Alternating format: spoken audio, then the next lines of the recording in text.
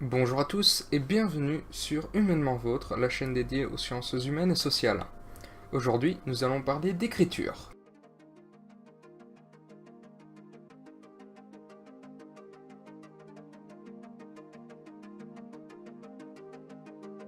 Les prémices de l'écriture naissent avec les mythogrammes vers environ 27 000 avant Jésus-Christ. Ce sont des représentations de scènes de chasse sur lesquelles on peut observer des points et des traits récurrents.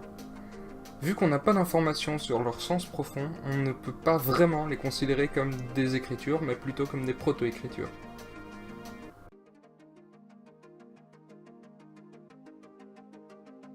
Le système d'écriture peut être classé fonctionnellement en trois grandes catégories: logographique, syllabique et alphabétique.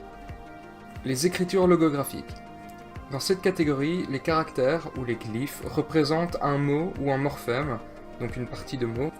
Une écriture est composée de pictogrammes lorsque le logogramme représente un objet et est appelé idéogramme lorsqu'il symbolise une idée.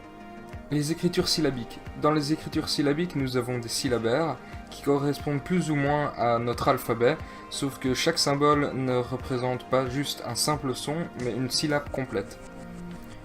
On peut prendre comme exemple les kana japonais, les hiragana ou les katakana. Il faut en moyenne entre 80 et 120 signes pour écrire une langue syllabique.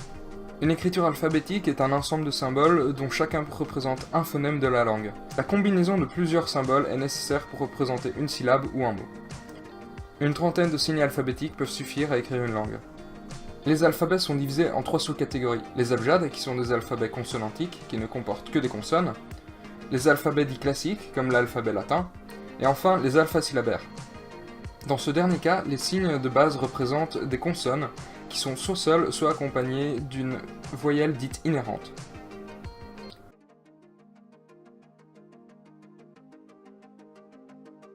Les premières formes d'écriture connues sont les pictogrammes mésopotamiens, qui vont très vite évoluer en écriture cunéiforme, par exemple avec le sumérien vers environ 3600 avant notre ère.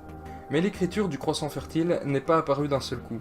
Elle est apparue comme réponse aux besoins de plus en plus grands de compter, ou du moins de dénombrer, le bétail, les objets manufacturés, les récoltes, etc. Cette écriture devient logographique vers environ 3200 avant notre ère. Cette écriture se lisait et s'écrivait de haut en bas dans des colonnes et de droite à gauche sur les tablettes. Elle comportait environ 600 signes, chaque signe pouvant avoir plusieurs interprétations.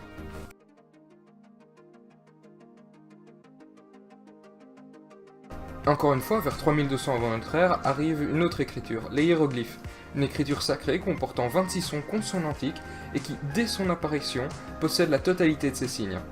Les hiéroglyphes ne se lisent pas par convention de droite à gauche ou de gauche à droite, mais ils se lisent en fonction d'où regardent les humains ou les oiseaux, sauf si les hiéroglyphes se trouvent à côté de la statue d'un dieu important.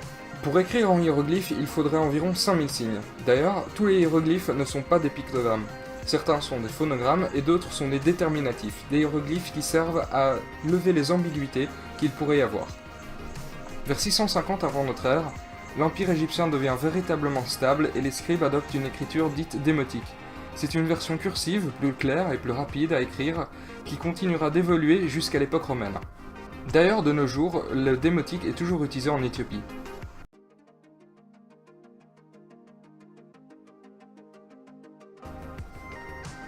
Nous nous attaquons maintenant à un alphabet. L'alphabet phénicien est un alphabet qui a laissé très peu de traces tangibles, mais qui a laissé un énorme héritage sur le monde contemporain.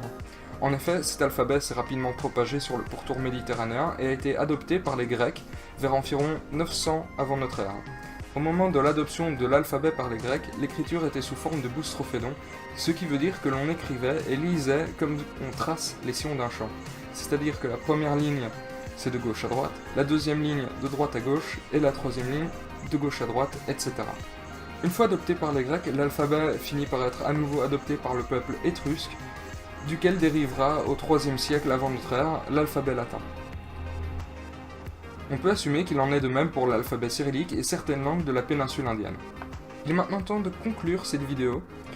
Il y a environ 3000 langues qui sont répertoriées dans le monde, environ une centaine qui s'écrivent, on aurait pu parler de beaucoup plus de langues du coup. Je me suis concentré ici sur des écritures plus anciennes, mais néanmoins plus proches au niveau géographique, car on aurait pu parler des langues précolombiennes ou chinoises, ou même subsahariennes. Je ne connais pas assez bien dans le sens anthropologique du terme que pour pouvoir en faire une vidéo, donc j'espère que celle-ci vous aura plu.